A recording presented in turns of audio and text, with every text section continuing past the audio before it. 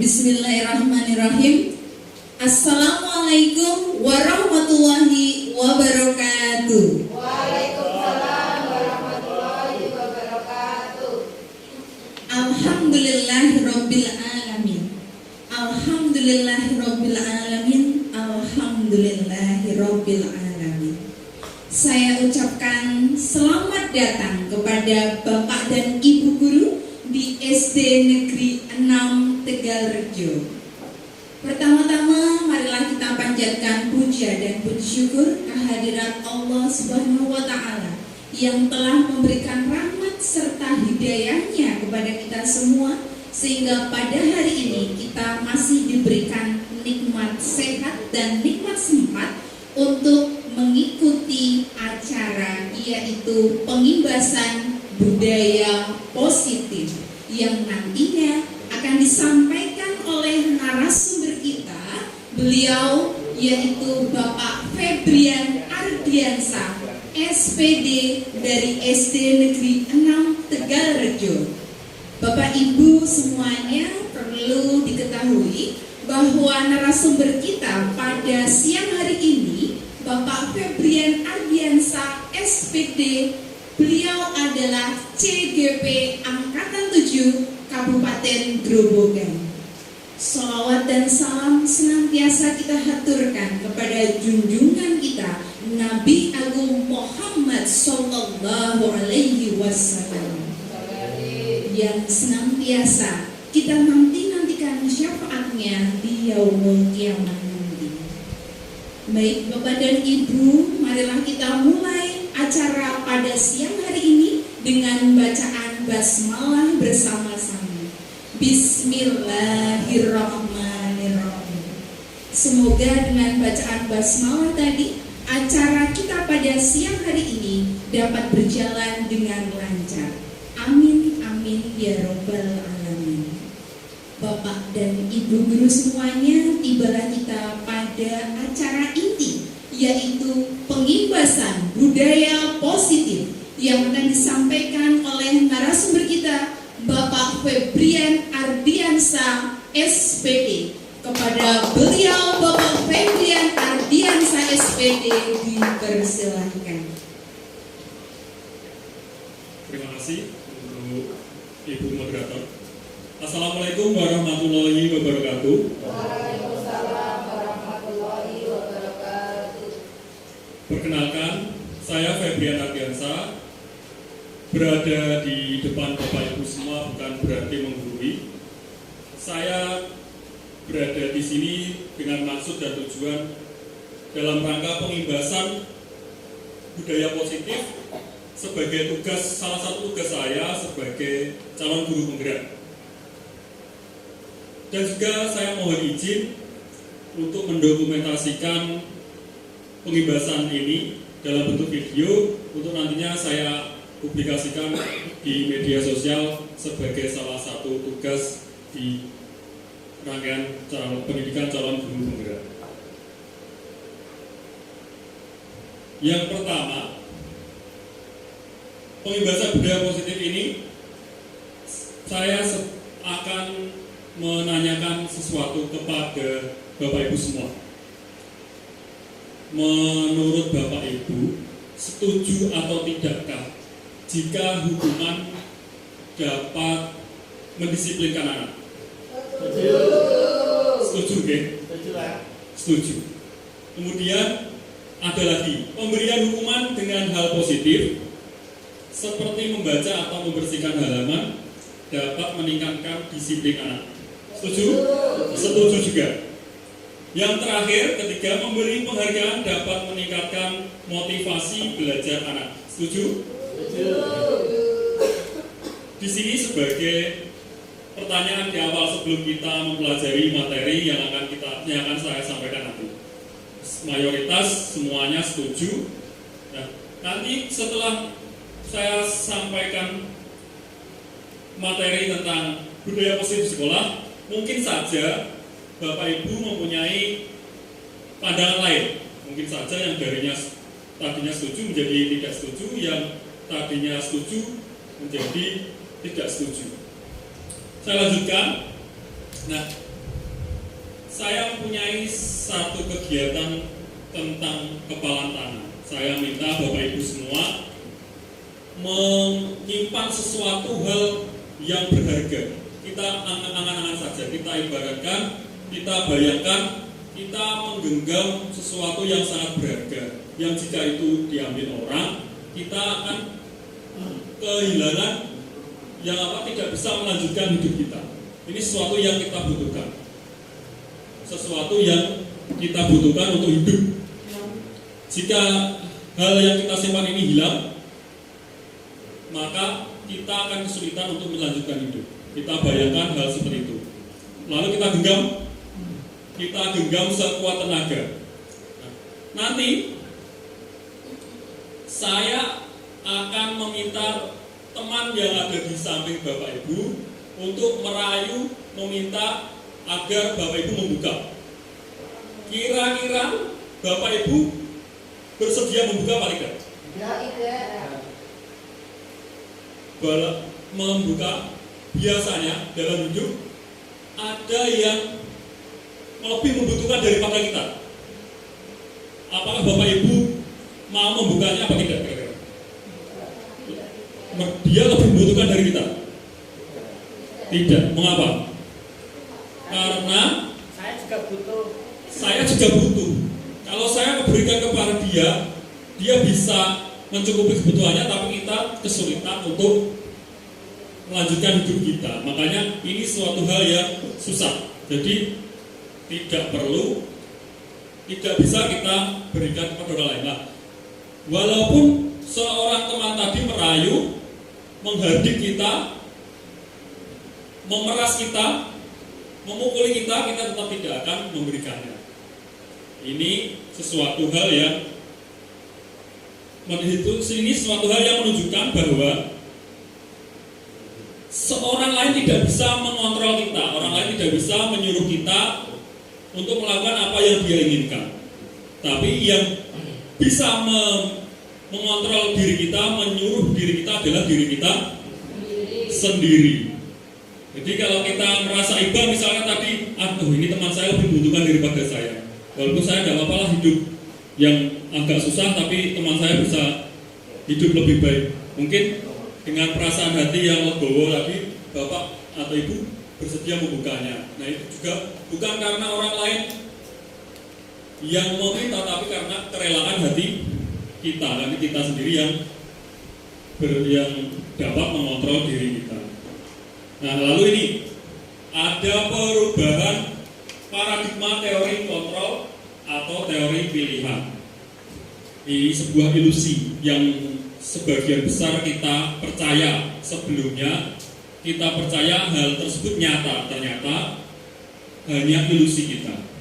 Yang pertama adalah ilusi guru dapat mengontrol murid. Kita percaya selama ini, muridku pintar-pintar sudah tidak ada yang nakal. Itu karena saya sudah menerapkan pembelajaran yang menyenangkan.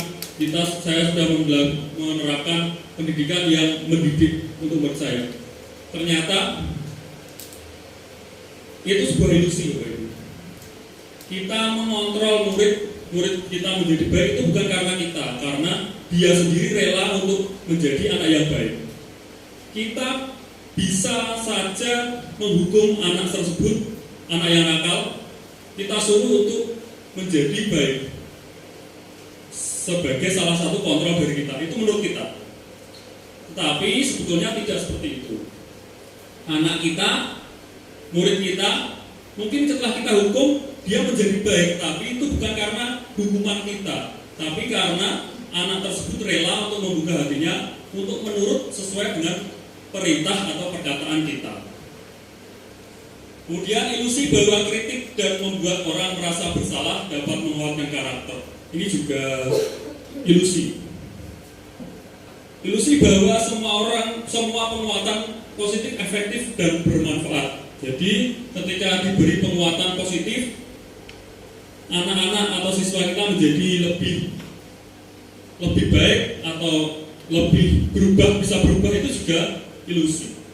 Ilusi bahwa orang dewasa memiliki hak untuk memaksa kita bisa memaksa anak kita, murid kita untuk menjadi sesuatu sesuai dengan yang kita inginkan. Nah, ini juga ilusi yang sebenarnya mungkin saja kita bisa menyuruh Andi, nanti kalau kamu besar, kamu sekolah ke SMP ini, SMA ini, kemudian melanjutkan kuliah di jurusan ini agar kamu menjadi seorang yang bekerja di bidang ini. Mungkin anak tersebut menurut dan jadi seperti yang kita harapkan tadi, memaksa. Tapi padahal itu juga bukan. Itu dia memilih itu mungkin saja memang hatinya berkeinginan untuk itu. Jadi dia bisa menjadi seperti yang dia inginkan. Kemudian berikutnya perubahan paradigma stimulus respon atau teori kontrol pilihan. Nah, siapa yang sesungguhnya memiliki kontrol? Ini dijelaskan dalam teori stimulus respon, teori kontrol. Yang pertama, kita mencoba mengubah orang agar berpandangan sama dengan kita. Seperti tadi, kita mempunyai murid yang pandai menggambar, tapi dia berkeinginan menggambar tentang hal-hal yang abstrak. Lalu kita arahkan agar dia menggambar hal-hal yang natural, yang menggambar alam, pemandangan yang bagus. Tapi itu tidak sesuai dengan dirinya. Tapi kita tidak akan bisa memaksa orang seperti itu. Kemudian untuk teori kontrolnya kita berusaha memahami pandangan orang lain tentang dunia. Jadi kita itu memahami dunianya dia dulu. Oh, anak ini pandai menggambar, tapi di bidang yang seperti ini, tidak seperti yang saya harapkan. Jadi kita harus memahami dia. Dia seperti apa, kita ikuti dia. Kita kembangkan seperti yang dia inginkan. Kemudian yang stimulus kedua, perilaku buruk dilihat sebagai suatu kesalahan. Nah, menurut teori kontrol, semua perilaku memiliki tujuan. Lalu orang lain bisa mengontrol saya. Menurut teori kontrol, hanya Anda yang bisa mengontrol diri Anda seperti tadi. Saya bisa mengontrol orang lain, Anda tidak dapat mengontrol orang lain. Jadi pemaksaan ada pada saat bujukan gagal. Untuk menurut teori kontrol, kolaborasi dan konsensus menciptakan pilihan-pilihan baru. Jadi ketika kita memaksa seorang, ternyata itu bujukan yang gagal. Tapi ketika kita bisa berkolaborasi, kita bisa menciptakan pilihan-pilihan baru yang sesuai dengan keinginan orang-orang yang berkolaborasi tersebut. Dan model berpikir menang kalah berubah menjadi berpikir menang-menang, tidak ada yang kalah. Nah, ini menurut Dr. William Glasser, disiplin positif, Anda tidak dapat mengontrol orang lain, hanya Anda yang dapat mengontrol diri Anda. Jadi setiap orang bisa mengontrol dirinya masing-masing, tidak bisa mengontrol orang lain. Nah, karena semua perilaku tadi pada dasarnya memiliki tujuan, memiliki motivasi. Ketika kita melakukan sesuatu, itu ada tujuannya. Nah, tujuan apa yang kita lakukan itu yang tahu kita sendiri. Contohnya seperti saya misalnya sedang mengikuti CGP Angkatan 7 ini. Tujuannya apa? Yang tahu saya sendiri dalam hati. Bisa saja saya sampaikan ke orang-orang melalui lisan bahwa saya mempunyai panggilan jiwa sebagai guru, ingin menjadi guru yang profesional, ingin menggerakkan orang lain. Tapi itu hanya lisan. Bisa saja yang sebenarnya itu tidak itu. Bisa saja ternyata saya hanya untuk menghindari hukuman seperti teori William Glasser ini. Bisa saja untuk menghindari hukuman. Loh, kenapa dihukum? Karena akhir-akhir ini marak perintah untuk mengikuti CGP satu sekolah minimal satu. Bisa saja untuk menghindari hukuman itu. Satu sekolah satu dipaksa kepala sekolah ini. Kalau tidak ikut nanti dilaporkan ke atasan, diteruskan ke dinas. Nah, daripada saya dukung, ikutlah. Ini teori tujuannya, motivasi yang pertama, takut dihukum untuk menghindari hukuman. Atau ada juga yang kedua untuk mendapat imbalan. Wah, aku jarine koncoku angger ber lokakarnya untuk sangu 250. 400.000 lumayan Pak untuk hadiah, untuk mendapatkan imbalan. Bisa saja seperti itu teori yang kedua. Nah, yang ketiga ini teori untuk menghargai diri sendiri. Nah, ini yang paling baik sebetulnya, yang teori ketiga ini untuk menghargai diri saya sendiri, diri sendiri. Seperti yang sepertinya muluk-muluk, tapi yang diharapkan ya ini, agar kita menjadi guru yang benar-benar berpihak kepada murid. Melalui pendidikan guru penggerak ini, kita bisa menggembleng apa yang seharusnya kita lakukan sebagai seorang guru. Ini motivasi tujuan. Nah, ini juga seperti itu. Siswa, teori motivasi siswa juga seperti itu. Dia rajin sekolah bisa saja karena takut dihukum oleh gurunya atau orang tuanya. Daripada saya nanti dimarahi orang tua, saya berangkat sekolah. Tapi di sekolah ya duduk dia mendengarkan pulang. Motivasinya hanya agar tidak dihukum. Kemudian ada juga untuk mendapat imbalan. Aku naik ke sekolah gak untuk sangu dari ibu, tidak dapat sangu. Naik sekolah untuk sangu 10.000 lumayan. Nah, ini untuk mendapat imbalan. Tapi untuk yang ketiga, misalnya anak-anak saya kalau tidak sekolah nanti kalau saya besar saya tidak bisa bekerja, tidak bisa mencukupi kebutuhan keluarga. Ini juga untuk menghargai diri sendiri. Nanti saya kalau tidak punya pekerjaan yang layak, nanti saya bagaimana? Saya harus belajar sungguh-sungguh agar nanti bisa menjadi orang yang sukses. Ini mungkin saja seakan-akan seperti nomor 2 ya, untuk mendapat imbalan. Tapi sebetulnya untuk menghargai diri sendiri agar harga dirinya tinggi. Nah, untuk nilai-nilai kebajikan universal ini berangkat dari teori motivasi tadi. Kemudian yang selanjutnya, nah, apakah makna disiplin? Disiplin adalah sesuatu yang dilakukan pada seseorang pada orang lain untuk mendapatkan kepatuhan. Jadi suatu hal yang seakan-akan kita paksakan kepada orang lain agar orang lain tersebut patuh. Contohnya dengan dibuat peraturan. Peraturan, jika ada peraturan berarti ada hukuman. Jika tidak melakukan ini akan mendapatkan ini. Jika terlambat sekolah, misalnya kalau di sekolah tidak berangkat sekolah tanpa izin, nanti mendapat poin 5. Kalau di sekolah di SMP, SMA biasanya sistem poin, itu mendapat hukuman.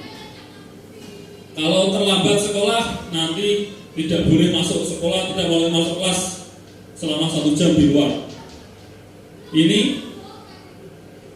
adalah untuk mendapatkan kepatuhan. Disiplin adalah sesuatu yang dilakukan seseorang pada orang lain untuk mendapatkan kepatuhan.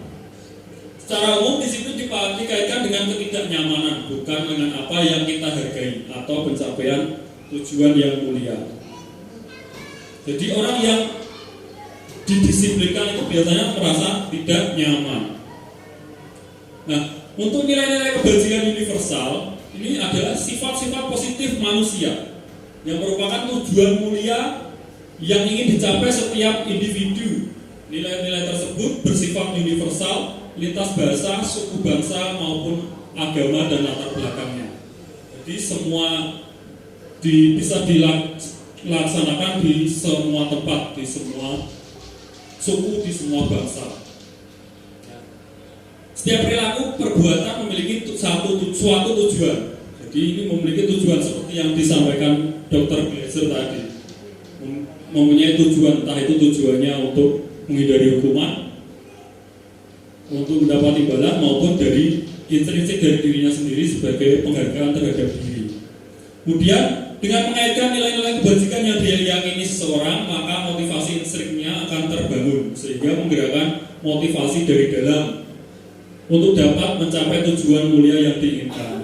Yang kita inginkan itu tujuan yang tumbuh dari dalam, motivasi yang ada dari dalam dirinya sendiri. Jadi bukan karena hukuman, bukan karena penghargaan.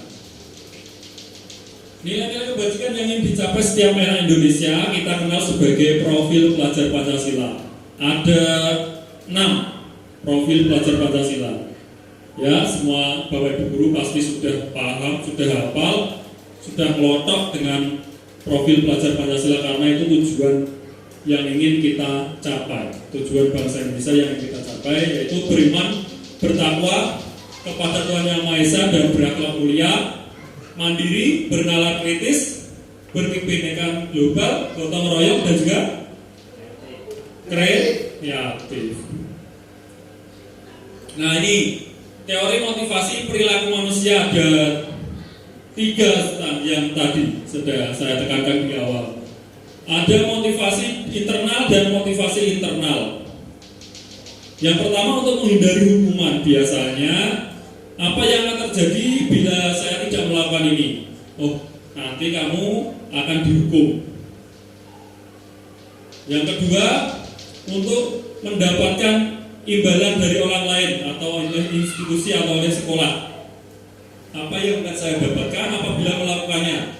Jadi keduanya ini adalah contoh dari motivasi eksternal. Nah, apa bedanya dengan motivasi internal yang ketiga? Yang motivasi eksternal ini biasanya jika tidak ada hukuman, dia tidak akan melakukan sesuatu yang dilarang tersebut, misalnya membuang sampah pada tempatnya. Kalau itu dibuat sebuah peraturan seperti di negara tetangga kita, ketika membuang sampah sembarangan itu didenda yang agak mahal. Itu kalau ada yang mengetahui, dia tidak akan membuang sampah seperti itu. Mungkin kalau di sekolah kita terapkan peraturan membuang sampah hukumannya berat, misalnya didenda 5.000 padahal uang sakunya cuma 5.000. Didenda 5.000, wah daripada saya didenda 5.000 tidak jadi saku, lebih baik tak buang ke tempat sampah. Nah, ini motivasi eksternal. Jika tidak ada yang tahu, mungkin jika tidak ada yang mengawasi oleh guru, dia wah mumpung tidak ada guru, tidak ada orang lain yang tahu, tak buang saja di sini. Nah, itu untuk menghindari hukuman. Jadi itu dari eksternal. Jadi kalau dia tidak dari dirinya sendiri, bisa saja suatu saat dia akan tidak mentaati perilakunya tadi yang sudah biasa dilakukannya. Kemudian yang kedua juga untuk mendapatkan imbalan, ini lawannya tadi. Kalau tadi mendapatkan hukuman, sekarang mendapatkan penghargaan. Misalnya seorang siswa dia mendapatkan juara 1 di kelas, mendapatkan alat tulis lengkap, mendapatkan tas atau sepatu misalnya. Wah, saya akan belajar sungguh-sungguh biar mendapatkan hadiah dari ibu guru, dari Pak Guru. Ternyata sudah dikasihkan dia, wah ya, nanti ketika diumumkan untuk kali ini yang ranking 1 tidak mendapat hadiah. Nah, wah, tidak dapat hadiah, malas aku, nggak usah belajar. Daripada belajar repot-repot sama aja seperti yang lain, tidak dapat penghargaan, tidak dapat hadiah. Ini jika tidak mendapatkan itu seperti itu, motivasi eksternal. Nah, berbeda untuk yang ketiga, untuk menghargai diri sendiri ini, saya akan menjadi orang yang seperti apa bila saya melakukannya. Nah, ini motivasi internal. Jika saya melakukannya, saya akan menjadi orang yang seperti apa. Ini contohnya tadi, saya kalau tidak ranking 1 di sekolah, nanti saya akan seperti apa. Ini contoh yang untuk menghargai diri sendiri, biar tidak dapat hadiah tidak apa-apa, tidak dihukum tidak apa-apa. Yang penting saya, ini adalah perilaku yang harus saya lakukan. Membuang sampah di tempat sampah itu perilaku yang harus saya lakukan. Saya sadar betul itu hal yang baik. Jadi itu yang diharapkan semuanya seperti itu untuk mencapai motivasi internal. Tapi untuk mencapai motivasi internal ini juga butuh proses. Mungkin tidak cepat atau tidak semudah membalikan telapak tangan. Nah, di sini ada gambar foto Bapak Pendidikan Ki Hajar Dewantara. Beliau memiliki quotes tentang merdeka. Menurut Ki Hajar Dewantara, merdeka itu artinya tidak hanya terlepas dari perintah, tidak hanya terlepas dari kekangan, tidak hanya terlepas dari kerangkeng, tetapi cakap untuk memerintah diri sendiri. Jadi cakap untuk mengatur dirinya sendiri, untuk memanage dirinya sendiri, untuk memerintahkan dirinya sendiri. Ini menurut Ki Hajar Dewantara. Nah, ada juga tadi dihukum. Jika dihukum, dia tidak mau melakukan sesuatu, akan dihukum. Misalnya tadi tidak membuang sampah sembarangan. Dia kalau membuang sampah sembarangan akan dihukum. Nah, tetapi ternyata ada juga yang dihukum oleh penghargaan. Contohnya apa? Bahwa penghargaan berlaku sama dengan hukuman. Ternyata penghargaan itu kedudukannya sama dengan hukuman. Sama-sama untuk membujuk seseorang, sama-sama untuk mempengaruhi seseorang untuk memenuhi suatu tujuan tertentu yang orang lain minta. Orang yang membujuk itu meminta, misalnya kalau kamu tidak mau masuk sekolah tepat waktu jam 7, kamu tidak usah masuk kelas, kamu di luar saja. Ini hukuman.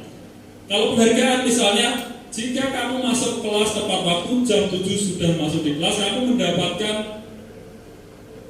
nilai tambahan nilai 10. Ini sebuah penghargaan, tetapi ternyata kedudukannya itu sama. Dorongan eksternal akan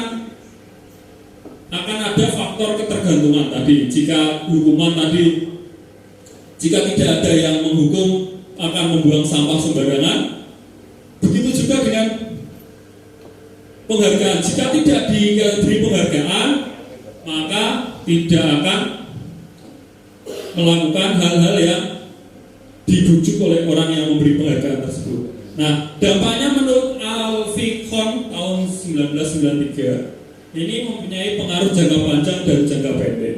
Jadi bujukan itu, penghargaan itu berhasil jika diberikan dalam jangka pendek. Jika diberikan dalam jangka waktu yang terus-menerus, bujukan atau penghargaan itu sudah tidak menjadi penghargaan lagi. Penghargaan yang menghukum, contohnya bagaimana? Penghargaan yang menghukum, Bapak Ibu guru pasti sudah sering dengan memberikan rapot kepada siswanya setiap semester. Di situ biasanya orang tua murid atau bahkan siswanya bertanya, saya ranking berapa? Saya ranking berapa, Pak? Anak saya ranking berapa, Pak? Nah, ranking tersebut itu sebenarnya sebuah penghargaan untuk mengetahui dari satu kelas dia ranking 1, ranking 2, ranking 3. Ternyata pemberian ranking itu adalah penghargaan yang menghukum. Kok bisa bagaimana? Orang yang mendapat ranking 1 biasanya akan menjadi sombong, tapi orang yang mendapat ranking 2 akan berkecil hati, lah pinter kaya.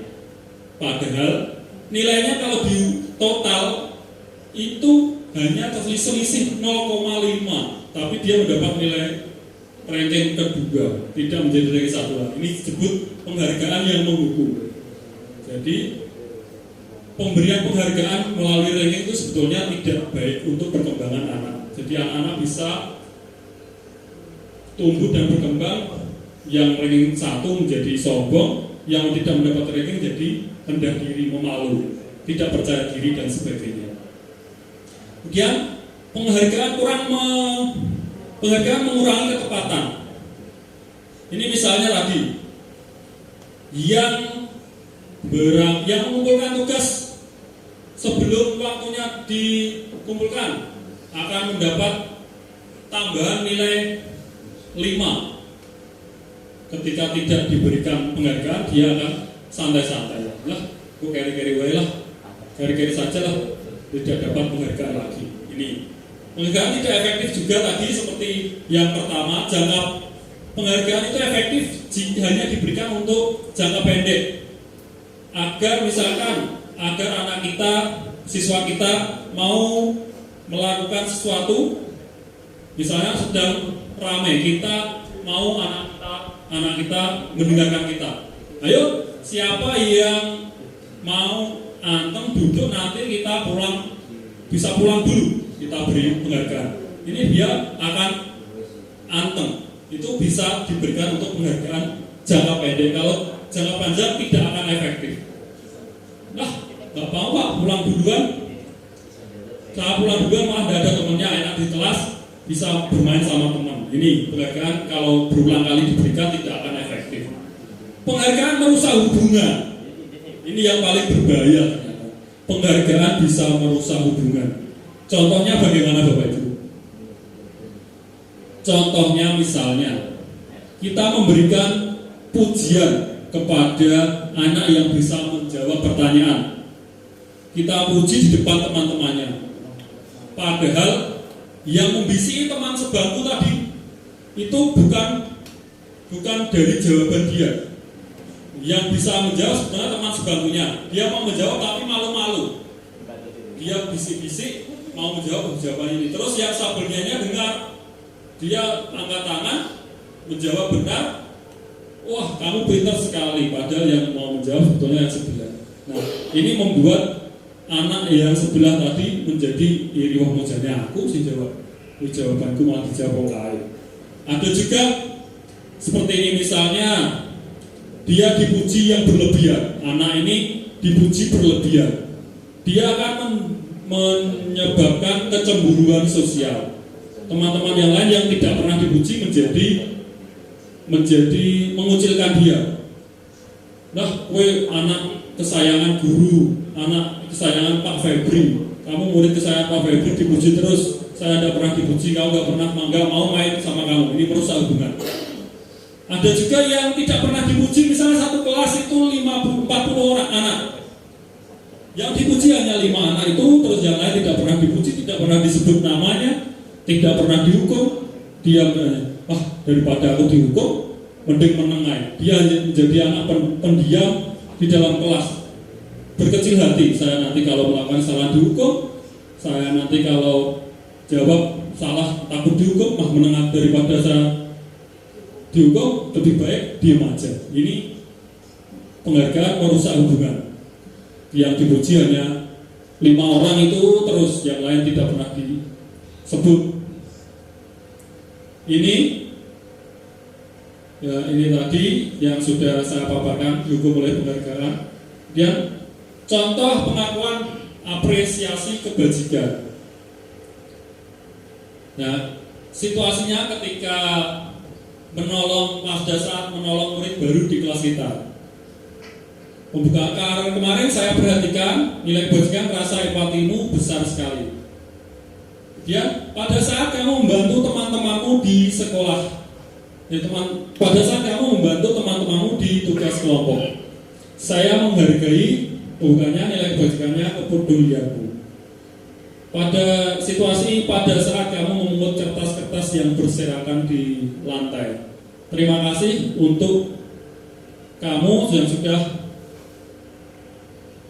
memungut kertas-kertas yang berserakan di lantai. Itu merupakan rasa tanggung jawabmu yang sudah tinggi. Ini contohnya apresiasi kebajikan. Kemudian ada sebuah pertanyaan. Tindakan kita sebagai seorang guru misalnya mencatat 100 kali di dalam buku dengan kalimat saya tidak akan terlambat lagi karena murid terlambat sekolah. Menurut Bapak Ibu sebuah hukuman atau konsekuensi? Hukuman. Ya, betul. Ini adalah sebuah hukuman. Bapak Ibu guru sudah bisa membedakan hukuman dan konsekuensi ya.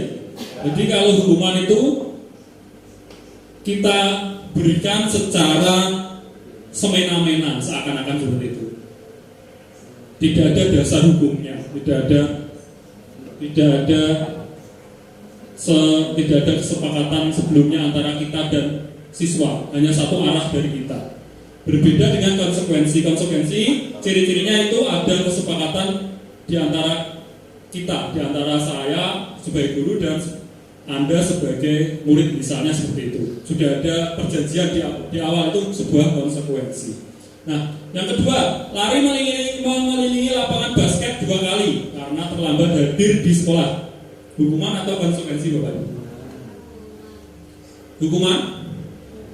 Hukuman. Betul. Murid diminta untuk push up 15 kali karena tidak menggunakan masker ke sekolah.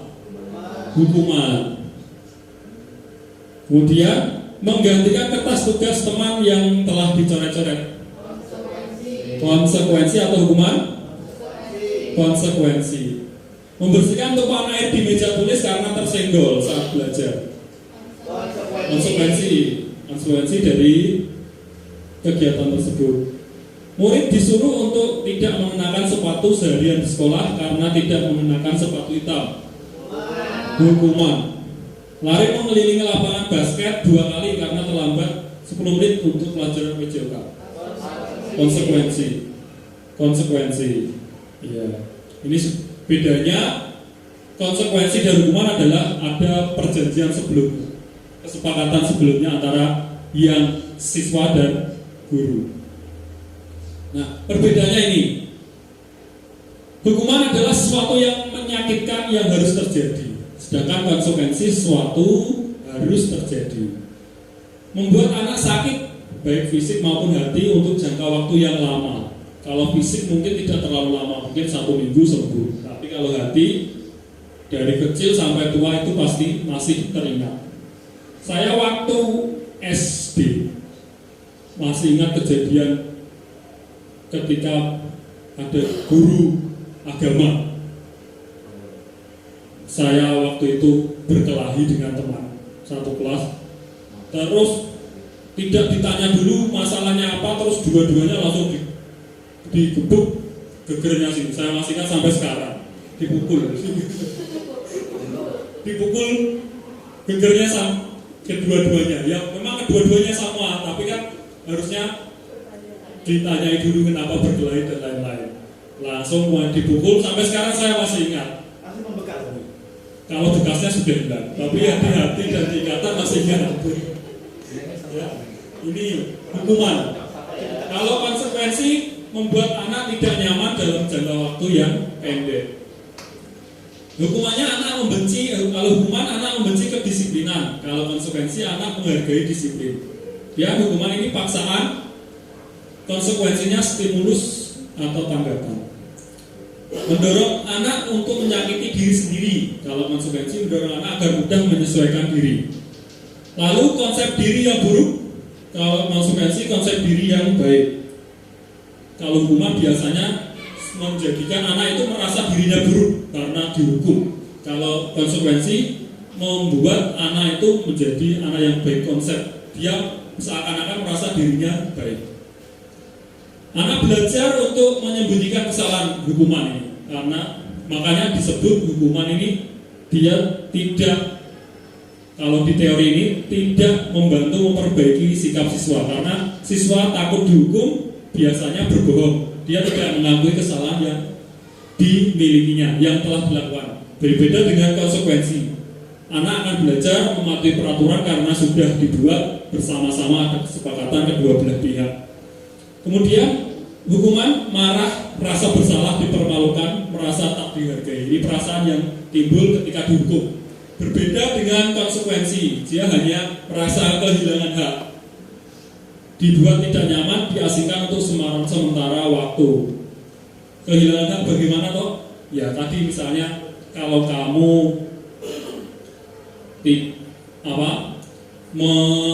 mencoret buku temanmu, kamu harus meminta maaf, kemudian menuliskan atau mengganti buku yang dicoret-coret tadi. Itu haknya hilang, haknya dia. Sebetulnya ini bisa untuk kegiatan yang lain, tapi digunakan untuk memenuhi konsekuensi yang timbul dari perbuatannya itu. Kemudian materi selanjutnya yaitu restitusi. Apa itu restitusi? Restitusi adalah proses menciptakan kondisi bagi murid untuk memperbaiki kesalahan mereka, sehingga mereka bisa kembali ke kelompok mereka dengan karakter yang lebih kuat. Ini sebetulnya sesuatu yang baik. Ya memang sesuatu yang baik, bukan sebetulnya. Restitusi ini kita menciptakan sebuah kondisi agar siswa yang melakukan kesalahan itu tidak dihukum dengan untuk menjadi pribadi yang buruk tadi, tapi menggunakan untuk agar dia bisa kembali ke kelompok mereka, ke kelas mereka, ke teman-teman mereka dengan karakter yang lebih kuat.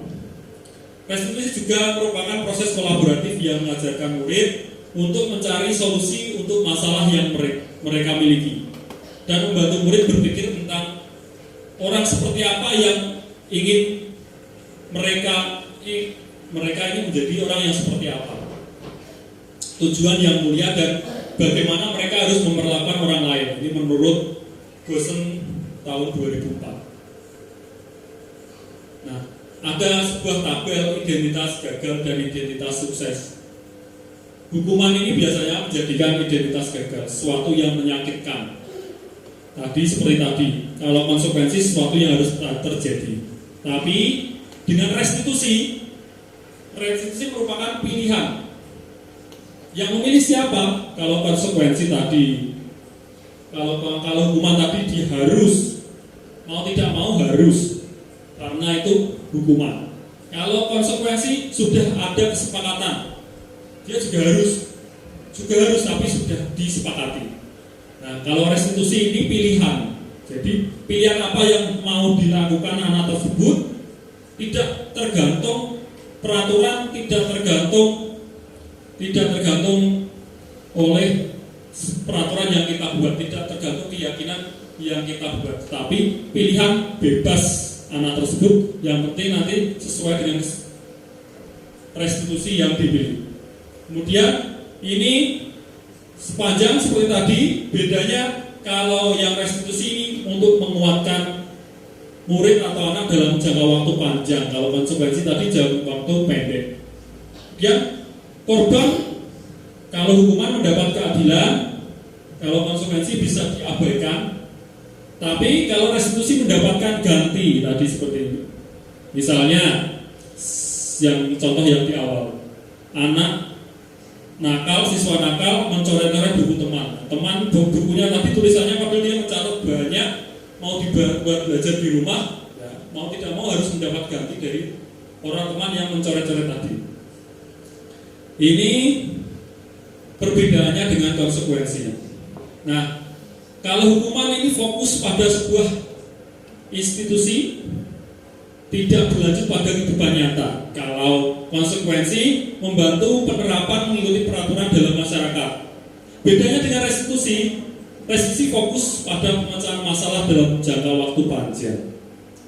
Ini murid kalau dalam hukuman akan membenci peraturan karena peraturan itu seakan-akan menyudutkan dia. Kalau konsekuensi akan menghormati peraturan karena dibuat bersama-sama. Nah, tapi kalau restitusi, murid atau anak akan menghormati dirinya dan orang lain dengan dilakukannya restitusi. Nah, ciri-ciri restitusi ada 9. Bukan untuk menebus kesalahan, namun untuk belajar dari kesalahan agar tidak mengulanginya lagi. 2, untuk memperbaiki hubungan. Jadi untuk memperbaiki hubungan antar teman dalam kelompok, dalam kelas, dalam lingkungan. Ada tawaran, bukan paksaan. Jadi itu ada tawaran yang diambil, yang dipilih oleh siswa yang dikenai restitusi tadi, bukan sebuah paksaan. Restitusi menuntun untuk melihat ke dalam diri. Restitusi mencari kebutuhan dasar yang mendasari tindakan. Kamu melakukan ini, kebutuhan apa sih yang kamu ingin penuhi? Ini kita cari dengan restitusi. Restitusi diri adalah cara yang paling baik. Restitusi fokus pada karakter bukan tindakan. Restitusi fokus pada solusi, dan restitusi mengembalikan murid yang berbuat salah pada kelompoknya. Jadi dia tidak dihukum tapi dikembalikan lagi ke kelompoknya dengan karakter yang lebih baik, lebih kuat. Nah, ini keyakinan kelas. Apa itu keyakinan kelas? Mengapa tidak peraturan saja? Mengapa kita memiliki peraturan yang harus menggunakan helm bila mengendarai roda 2? Karena kalau tidak menggunakan helm akan mendapatkan tilang dari polisi. Ini kalau dari luar tadi. Kalau dari dalam motivasinya agar aman kepalanya, misalkan amit-amit kepleset, kepalanya tidak terbentur batu atau aspal. Nah, mengapa kita memiliki peraturan 3M, menggunakan masker, mencuci tangan, menjaga jarak? Kalau motivasinya dari luar biar bisa masuk ke mall, biar bisa jalan-jalan ke mall dan lain-lain. Kalau motivasi dari diri biar sehat, tidak terkena virus, tidak menularkan virus dan lain-lain. Mengapa kita memiliki peraturan yang harus datang tepat waktu pada saat mengikuti pelatihan? Nah, kalau tadi motivasinya tidak dihukum, ya biar tidak dihukum, atau biar mendapatkan penghargaan, berarti motivasinya untuk mendapatkan penghargaan. Tapi kalau dalam diri, biar menghargai dirinya sendiri. Untuk mendukung motivasi intrinsik, kembali ke nilai-nilai atau keyakinan yang lebih menggerakkan seseorang dibandingkan mengikuti serangkaian peraturan. Ini budaya positif berada di lingkaran paling luar, kemudian di dalamnya lingkungan positif berawal dari keyakinan kelas dan peraturan kelas. Yang paling dalam itu peraturan kelas yang lingkupnya paling kecil. Kemudian yang mana yang merupakan keyakinan kelas dari peraturan, selalu kembalikan buku ke tempatnya. Keyakinan kelas apa? Tanggung jawab, karena kita bertanggung jawab. Keyakinan kelas bertanggung jawab untuk mengembalikan buku. Dilarang mengganggu orang lain, menghormati atau menghargai orang lain. Hadir ke sekolah 15 menit sebelum pembelajaran dimulai. Menghormati orang lain, berkomitmen. Dilarang melakukan kekerasan, menghargai orang lain, keselamatan, menghormati orang lain. Dilarang menggunakan narkoba, kesehatan. Bergantian menunggu antrian, giliran menghormati orang lain, bersabar. Gunakan masker, kesehatan, keselamatan. Jangan berlari di kelas atau koridor, keselamatan dan keamanan. Nah, ini tentang kebutuhan dasar manusia yang dicari dari restitusi tadi. Dan dunia yang berkualitas. Ini kebutuhan dasar manusia itu ada 5 pada dasarnya. Yang pertama adalah bertahan untuk hidup. Kemudian rasa kasih sayang dan rasa diterima oleh lingkungan, oleh keluarga, oleh orang yang ada di sekitar kita. Penguasaan, berarti kita ingin menjadi orang yang berkuasa. Ya, tentang apa saja yang ingin kita kuasai. Kemudian kebebasan, kita ingin menjadi pribadi yang bebas. Pada dasarnya kita tidak ingin terikat dengan orang lain, kita tidak mau dijajah orang lain, kita inginnya merdeka. Kemudian kesenangan, fun, ini juga sesuatu yang kebutuhan dasar yang ingin kita miliki. Ini kelima ini adalah kebutuhan dasar hidup manusia, jadi semuanya harus seimbang. Ada juga posisi kontrol, 5 posisi kontrol. Nah, ini ada 5 posisi kontrol sebagai penghukum, pembuat rasa bersalah sebagai teman, posisi kontrol sebagai pemantau, dan juga sebagai manajer. Posisi kontrol apa tuh ini? Ini posisi kontrol dalam menghadapi dalam restitusi. Misalnya ada suatu kasus. Bila kita menyikapi, kita memposisikan diri kita sebagai penghukum, biasanya kita akan menghadik, menunjuk-nunjuk, dan berkata, kalau kamu tidak melakukannya, awas ya kamu nanti rasakan. Itu seorang penghukum. Jika seorang membuat rasa bersalah, kita akan berceramah, kita akan menggerutui, biasanya menggerutu. Kamu seharusnya sudah tahu. Ibu lelah sekali mengatakannya, ibu stres agar dia bersalah karena seolah-olah kita stres itu karena dia ini agar dia merasa bersalah. Kemudian sebagai seorang teman, ayolah lakukan ini demi bapak, lakukan ini demi ibu. Masa kamu tidak mau? Ingat tidak, ibu pernah bantu kamu mengerjakan ini, atau kamu pernah bantu kamu apa? Ini sebagai seorang teman, kita posisikan diri kita sebagai seorang teman. Kemudian sebagai pemantau, ada seorang yang melakukan kesalahan, kita tanya, lah peraturannya apa? Peraturannya apa? Kita sebagai seorang pemantau. Kemudian manajer, sebagai seorang manajer. Jika kita memposisikan diri kita sebagai seorang manajer, kita akan bilang apa yang kita yakini, apa yang bisa kau kerjakan untuk memperbaiki masalah ini. Ini kita seorang manajer. Kita tidak memarahinya, kita tidak hanya membuat dia merasa bersalah, tidak hanya sebagai seorang teman, dan juga tidak hanya pemantau. Lebih ke seorang manajer yang bisa menata atau mengatur sedemikian rupa agar orang tersebut mengetahui letak kesalahannya. Dia ini pernyataan tadi sebagai yang mengatakan, saya kecewa sekali dengan kamu merasa bersalah. Hukum, kamu tidak pernah benar melakukan hal ini, dia dihukum. Kemudian teman, ayolah lakukan ini demi ibu atau demi bapak ini, teman. Kalau mau tahu apa, kamu mau mendapat stiker bintang hari ini, kamu mau nggak mendapat penghargaan bintang? Manajer tadi, bagaimana kamu bisa menyelesaikan masalah ini? Nah, ini tentang segitiga restitusi yang selanjutnya. Segitiga restitusi, kamu tentu punya ada tiga ya: validasi kebutuhan, menanyakan keyakinan, dan menstabilkan identitas. Menstabilkan identitas, validasi kebutuhan, dan menanyakan keyakinan. Untuk membuat anak merasa gagal karena dapat berbuat salah menjadi positif terhadap dirinya, ini fungsi dari menstabilkan identitas. Untuk membuat anak yang merasa gagal karena berbuat salah berubah menjadi positif terhadap dirinya, berpikiran positif terhadap dirinya, ini adalah fungsi dari menstabilkan identitas. Contoh kata-kata yang bisa dipakai untuk anak dalam kita melaksanakan restitusi yaitu berbuat salah itu hal yang manusiawi. Tidak ada manusia yang sempurna. Dulu Bapak juga pernah seperti itu. Kita pasti bisa menyelesaikan masalah ini. Bapak tidak tertarik untuk mencari siapa yang salah, siapa yang benar.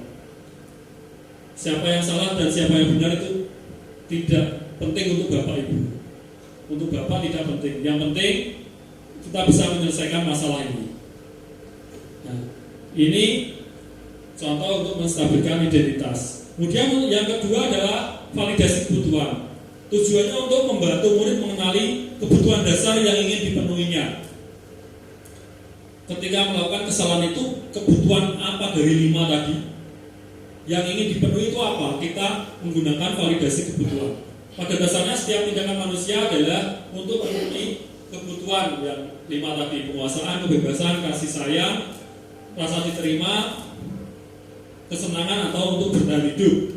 Nah, kita bisa berkata, kamu bisa saja melakukan hal yang lebih buruk, tapi kamu tidak melakukannya, kan? Itu berarti kita seakan-akan kita menjunjung dia, memuji dia. Apa yang penting bagi kamu? Kamu boleh berusaha menjaga sikap itu, tapi tambahkan sikap yang lain yang baru. Nah, apakah kamu bisa melakukan dengan hal yang lebih baik besok lagi? Ini fantasi kebutuhan. Dan yang ketiga, menanyakan keyakinan dan norma sosial dan nilai-nilai yang mendasari manusia berinteraksi dengan orang lain. Anak melihat kesalahannya dihubungkan dengan norma sosial dan nilai yang mendasari manusia berinteraksi dengan orang lain. Guru berkata, apa nilai yang kita percaya di sekolah atau di kelas? Nilai-nilai universal apa yang telah disepakati? Kelas yang ideal itu yang seperti apa? Kamu tuh ingin menjadi anak yang seperti apa sih? Dan lain-lain. Ini adalah menanyakan keyakinan yang dimiliki oleh anak tersebut. Nah, ini adalah contoh penerapan segitiga restitusi di sekolah saya.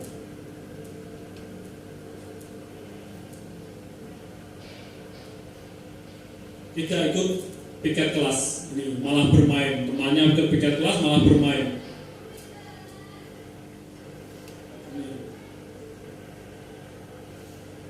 Ditanya temannya disuruh piket malah enggak, males, enak bermain. Nah, terus ada temannya yang lapor ke guru, nanti dipanggil ke kantor secara pribadi, tidak secara di depan teman-temannya. Kemudian dilakukan kegiatan penerapan segitiga restitusi tadi.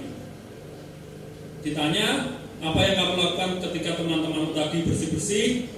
Dia mengaku melakukan bermain, padahal di waktu piket yang harusnya dia ikut piket kelompoknya. Ditanya kenapa? Karena bosan, lebih senang bermain karena seru. Nah, karena ini dilakukan menstabilkan identitas tadi, tidak mencari siapa yang salah, tapi untuk menyelesaikan masalah yang sedang dihadapi. Kemudian tahap 2, validasi tindakan yang salah.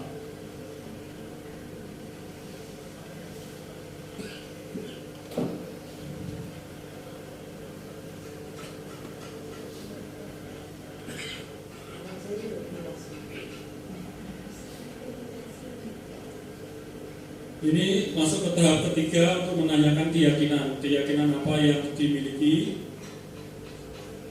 sesuai di keyakinan kelas untuk bergotong royong.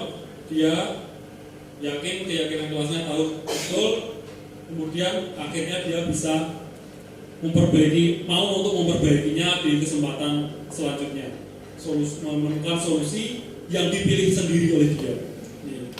Pertama akan meminta maaf karena tidak ikut gotong royong, kemudian berjanji tidak akan bermain lagi ketika piket. Yang ketiga akan selalu mengikuti kegiatan gotong royong sesuai dengan jadwal. Ini pilihan yang dibuat oleh anak tersebut sendiri, bukan sebagai paksaan.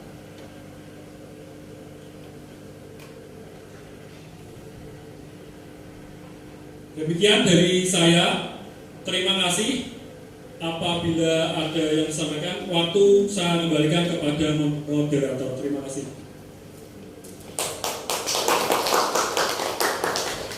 Terima kasih kami sampaikan kepada narasumber kita, yaitu tadi Bapak Febrian Ardiansa, yang telah menyampaikan ilmunya mengenai budaya positif yang sangat bermanfaat untuk kita semua. Baik Bapak dan Ibu sekalian, untuk sesi selanjutnya yaitu adalah sesi tanya jawab. Kami persilahkan kepada Bapak ataupun Ibu yang akan memberikan pertanyaan ataupun tanggapan ataupun saran. Kami persilahkan. Baik, Bapak Ali semua terima kasih waktu yang diberikan. Bapak Ibu, di sini saya hanya menyampaikan sesuatu, bukan bertanya, gitu.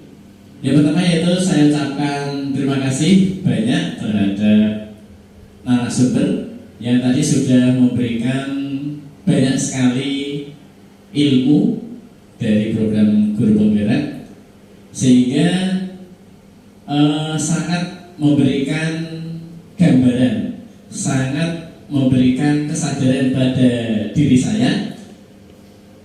Di antaranya yaitu sering saya lakukan, yaitu memberikan hukuman. Dengan gambaran dan paparan tadi, saya sadar bahwa hukuman itu berdampak yang kurang baik. Terima kasih sekali atas paparannya tadi.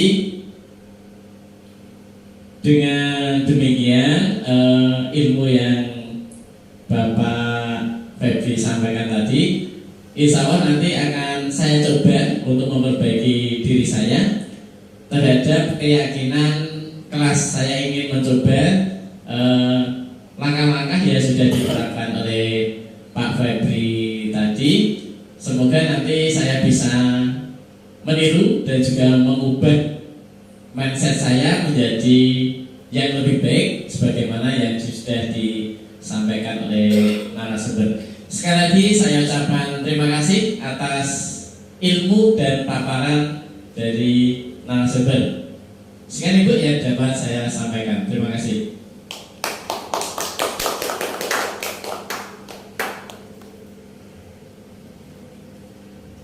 Baik, terima kasih saya sampaikan kepada Bapak Ali atas tanggapannya tadi. Tadi Bapak Ali menyampaikan ucapan terima kasih dan bersiap untuk melakukan perubahan. Betul begitu Bapak? Nah, berarti tadi ilmu yang sudah kita dapatkan dari narasumber kita yaitu Bapak Febri Ardiansa adalah ilmu yang insya Allah berkah karena sangat-sangat bermanfaat. Amin ya rabbal alamin. Baik, kepada Bapak narasumber izinkan saya untuk menyimpulkan materi yang sudah dipaparkan oleh Bapak narasumber terkait dengan budaya positif. Jadi Bapak Ibu sekalian, kita harus bersatu padu, bersemangat untuk membentuk putra-putri kita menjadi generasi sesuai dengan cita-cita bangsa Indonesia, yaitu generasi dengan karakter, yaitu profil pelajar Pancasila. Lantas bagaimana caranya? Nah, kita sudah diberikan cara-cara jitu oleh narasumber kita. Apa saja? Yaitu yang pertama, kita harus menuntun anak didik kita untuk mencapai kebahagiaan yang setinggi-tingginya dengan memberikan kemerdekaan kepada anak. Selanjutnya, kita harus memposisikan diri kita bukan sebagai penghukum, karena kita bukan monster yang harus ditakuti oleh anak didik kita. Bukan pula menjadi seseorang yang menjadikan anak merasa bersalah. Bukan itu, tetapi apa? Yaitu kita harus bisa memposisikan diri kita menjadi seorang manajer agar anak-anak nantinya tahu bisa memilih apa yang harus dia lakukan, mana yang baik dia lakukan, bukan hukuman yang mereka ingat-ingat, karena hukuman pastinya akan memberikan luka yang mendalam. Begitu Bapak Ibu, di mana semua kegiatan itu sudah dirangkum dengan jelas, dengan gamblang dalam istilah yang bernama budaya positif. Baik Bapak dan Ibu, sampailah kita di penghujung acara, yaitu acara penutup. Marilah kita tutup acara pada siang hari ini dengan bacaan basmalah bersama-sama. Alhamdulillah bersama-sama. Alhamdulillahirabbil alamin. Sekian dari saya, mohon maaf atas segala kekurangan ataupun kesalahan kata maupun perbuatan. Akhirul salam wabillahi taufiq wal hidayah. Wassalamualaikum warahmatullahi wabarakatuh.